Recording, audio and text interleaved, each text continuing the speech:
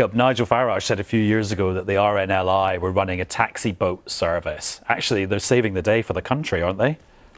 If they're doing such a good service for the country, rescuing migrants, should the government give them a bit more money? Giving them processing means they get to be here forever, and we want to get rid of them. We want to deport them. In the hotels. They need to be deported. They need to be without having their asylum claims processed. No. How do you know? I can't believe what I've just heard. He just said lifeboats are doing a great service to the country, picking up illegal immigrants. Says who?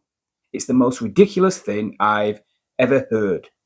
There are protests up and down the country outside hotels full of illegal immigrants. People are warning of a potential summer of unrest. And he responds with that? Unbelievable. The whole segment is proof they will continue to encourage and welcome the illegals regardless of how the public feel. The young lady Labour MP is utterly clueless.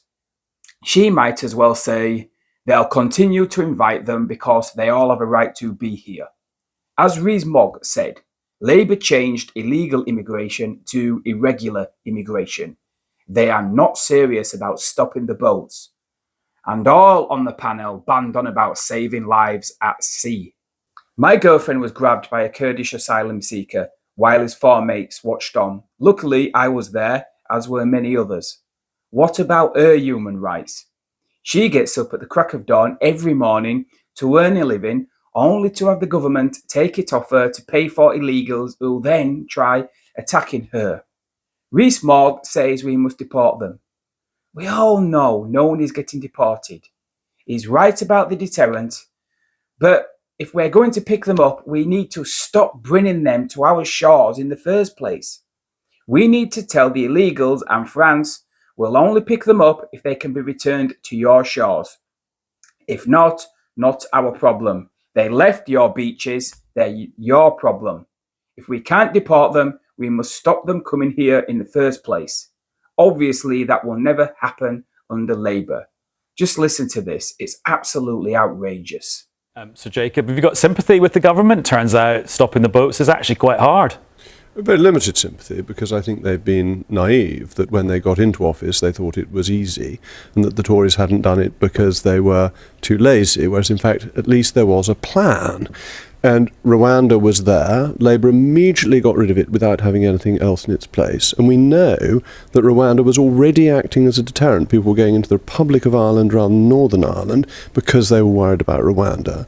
They then changed the law. So under the last Conservative government, arriving on a small boat was in itself illegal, and you will have noticed the terminology has been changed to irregular migration from illegal migration. That gives people the feeling that if they get here, they'll be able to stay, and we need deterrence. So I think Labour's been weak. Jacob, Nigel Farage said a few years ago that the RNLI were running a taxi boat service. Actually, they're saving the day for the country, aren't they?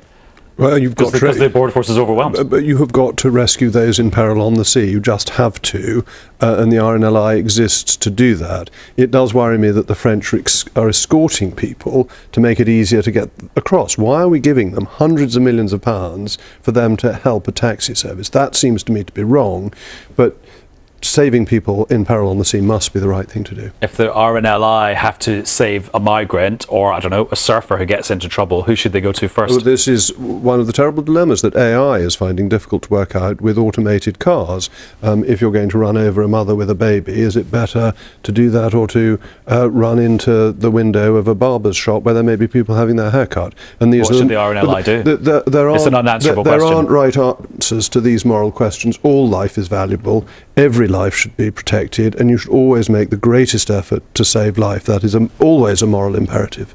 Rosie, what does it say about our official response that a charity are the people that are having to come in and pick people up because the official border force can't do it? Yeah, I mean, I agree with Jacob here. All life does need to be protected, and we've heard far too many individuals lose their life trying to cross the channel. I looked at the RNLI's income the other day. They're just back to that aspect of the story. They get 1% of their income from the government. The rest is from donations. If they're doing such a good service for the country, rescuing migrants, should the government give them a bit more money? I don't know the details about their funding and what funding situation is at the moment, but they are obviously doing an incredible job and helping save lives. Oh, Jacob, what should the French Coast Guard be doing if the people refuse to be they try and rescue them? Well, you asked a very good question about the funding of the RNLI. Perhaps His Majesty's government should fund the French Lifeboat Institute and get them to go out and rescue people who are in danger in French waters if the French Coast Guard refuses to do it. It's absolutely ridiculous that people in peril in French waters are pushed over into English waters. This is French connivance in getting as many illegal immigrants over to us as it possibly can. They've got a very big problem themselves. Are you saying Emmanuel Macron is on the same side as the smuggling gangs? I'm saying the French are not dealing with this properly. And they get hundreds of millions of pounds from us. The Belgians do it much more effectively. The Belgian success rate of stopping boat crossings is very high. The French is very low. They are offering an escort service. Fewer crossings start in Belgium. Well, fewer crossings in Belgium because they're less likely to succeed. Success breeds success in this way for law enforcement. But the French seem to be completely cavalier about it. They don't really care, and they're milking us for all they can get. I think we should be very clear with them. We're not going to give them more money unless they start doing this properly and not doing the taxi service element, which is such a racket. Okay, Rosie, yesterday nearly 900 people arrived in one day. The Bell Inn in Epping, where there was a protest about migrants being housed there, has got 79 rooms. So basically 11 hotels worth arrived yesterday. That's not sustainable, is it? No, it's not sustainable. Like I said, the numbers are too high, but also we have had to work through that asylum backlog so that people aren't in those hotels, and we don't really have any visibility of the numbers. We inherited from the Conservatives an asylum backlog because they just put it in the too difficult to deal with box. We have already committed to ending the use of these really expensive hotels before the end of this Parliament. In my constituency, there used to be hotels. There isn't now. I know that they were disruptive. But where are the migrants instead?